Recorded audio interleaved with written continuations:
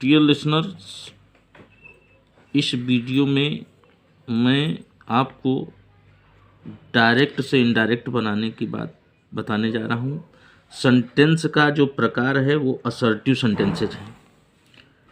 Assertive sentences, तो देखिए assertive sentences में क्या होता है, कुछ चीज़ें जो हैं वो बहुत ज़रूरी हैं पहले बताना। जैसे से होता है तो से चेंजेज इनटू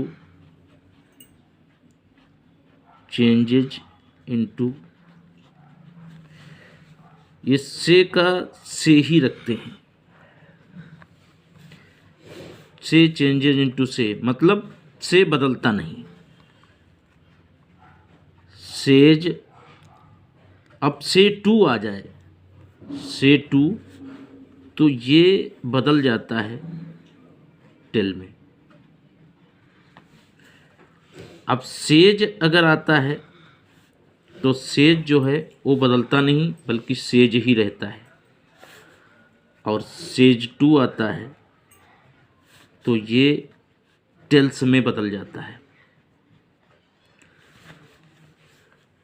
अब देखिए अगर सेइंग आता है तो ये भी नहीं बदलता है, ये सेइंग रहता है।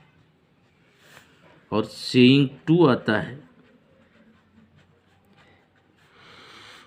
तो टेलिंग में बदल जाता है। सेड आता है तो सेड सेड ही रहता है, नहीं बदलता है मतलब। और अगर सेड टू आता है, सेड टू आता है तो ये टोल्ड में बदल दिया जाता है। अब देखिए कंजक्शन या कनेक्टर, कंजंक्शन या कनेक्टर, कनेक्टर एक ही चीज़ है। कंजक्शन या कनेक्टर मतलब जोड़ने वाला, कनेक्टर कनेक्ट करने वाला, जोड़ने वाला, ये भी मतलब एक ही चीज़ है। तो कंजक्शन या कनेक्टर हम दैट लगाते हैं। अगर असर्टिव सेंटेंस है तो उसमें जो कंजक्शन लगता है या कनेक्टर लगता है वो दैट लगता है। अब देखिएगा, हम कोई भी सेंटेंस बताएं इसके पहले थोड़ा सा हम रिपोर्टिंग वर्ब और रिपोर्टेड स्पीच के बारे में बता दें आपको। जैसे हम कोई सेंटेंस लिख रहे हैं, जैसे ही सेड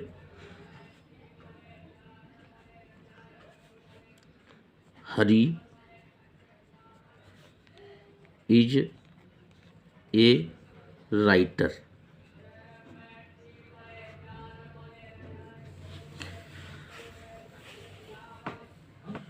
अब देखिए आपको ये सेंटेंस जो है ये लगता है दो भागों में बटा है। एक ये भाग हो गया और एक ये भाग हो गया। तो इस वाले भाग को जो कामा से अलग होता है इसको रिपोर्टिंग वर्ब कहा जाता है, रिपोर्टिंग वर्ब। और ये जो इन्वर्टेड कामा लगा है इसके अंदर वाला जो भाग होता है ये रिपोर्टेड स्पीच कहलाता है।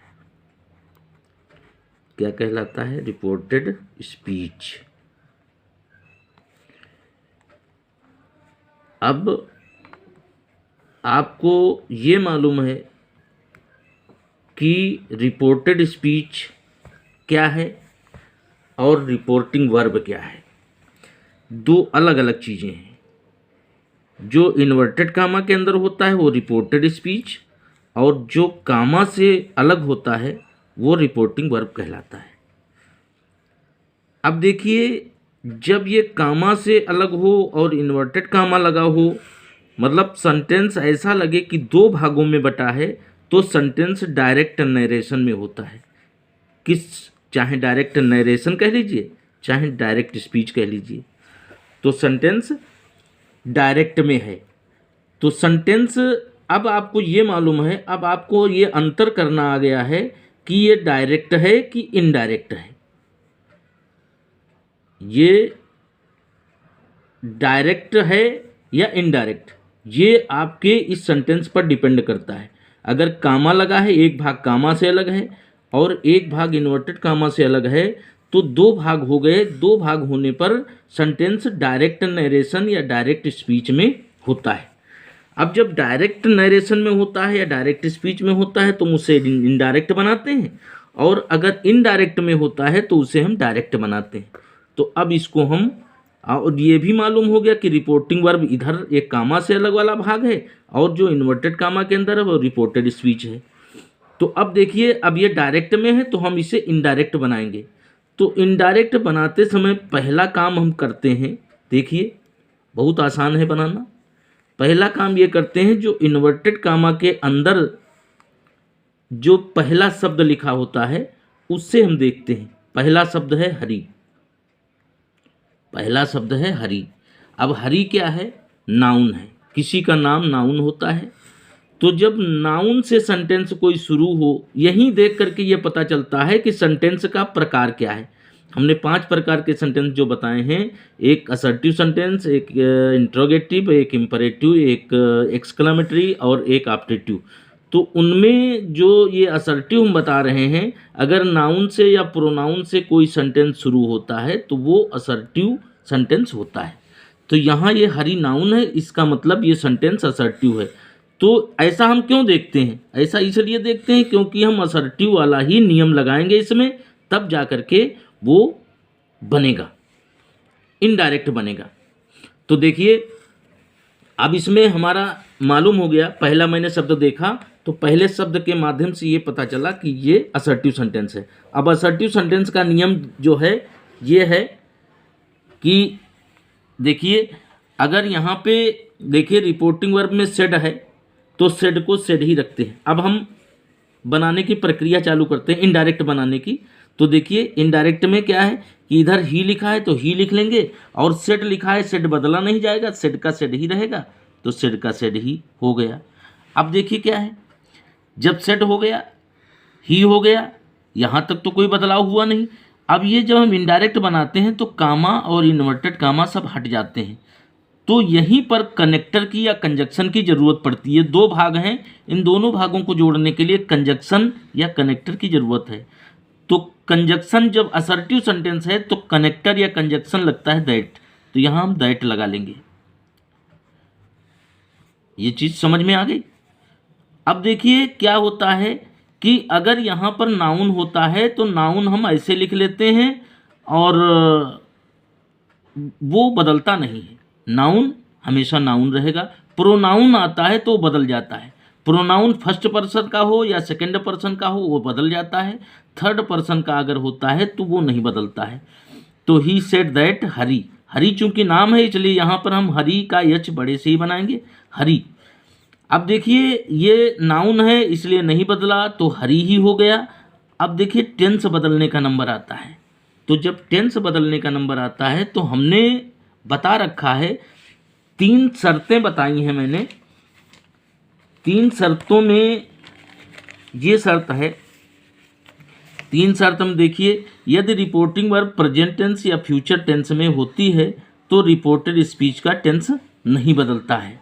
तो देखिए क्या है कि यहाँ पर रिपोर्टिंग वर्ब है, ये प्रेजेंट टेंस में या फ्यूचर टेंस में नहीं है। यहाँ पर सेड लिखा है तो ये पास्ट टेंस में है। तो देखिए, यहाँ पर लिखा है कि यदि रिपोर्टिंग वर्ब पास्ट टेंस में हो और रिपोर्टेड स्पीच में कोई त्रिकाल सत्य न हो तो रिपोर्टेड स्पीच का टेंस बदल जाता है। तो ये वाला नियम लागू होगा यदि रिपोर्टिंग वर्ब पास्ट टेंस में है, ये पास्ट टेंस में है और ये है रिपोर्टेड स्पीच। इसमें का जो मैटर है लिखा है हरि इज ए राइटर, ये कोई त्रिकाल सत्य बात नहीं है। ये जो सेंटेंस लिखा है हरि इज ए राइटर, ये कोई त्रिकाल सत्य या सार्वभौमिक सत्य या आदत वाली या ऐतिहासिक घटना ऐसी कोई बात नहीं है। तो इसका मतलब इधर पास्ट टेंस है तो इधर का टेंस बदल जाएगा। टेंस बदलने का मतलब है कि अगर प्रेजेंट टेंस होता है तो पास्ट में चला जाता है, अर्थात इज, एम, आर को वाज या वर कर देते हैं। सीधा सा फंडा है, सीधा सा उपाय है कि हम इज, आर, एम को वाज या वर में कर देते हैं, तो हरी के साथ इज का क्या हो जाएगा, वाज हो जाएगा। अब देखिए इधर पास्ट टेंस है इसलिए टेंस बदला, और इधर कोई त्रिकाल सत्य बात भी नहीं है। अगर इधर पास्ट टेंस है, त्रिकाल सत्य होता है तो नहीं बदलता है, लेकिन अगर इधर पास्ट टेंस है, इधर कोई त्रिकाल सत्य नहीं है तो टेंस बदल जाएगा। तो इसीलिए इज का वाज हो गया, और ए आर्टिकल है तो ए ऐसे रहेगा, और राइटर क्या है, ये भी नाउन है तो राइटर भी नहीं बदलेगा। और इसके बाद हम फुल स्टॉप लगा देंगे। अब कामा, इनवर्टेड कामा सब हट करके ये इनडायरेक्ट सेंटेंस हमारा तैयार हो गया। तो देखिए ये डायरेक्ट है और ये है इनडायरेक्ट इसका बना। अब देखिए कभी कभी ये होता है, जैसे यहाँ लिखा है यू से टू मी,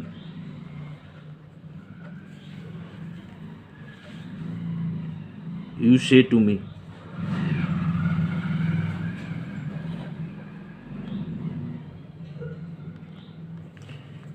यू से टू मी।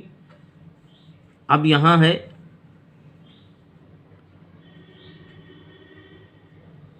The teacher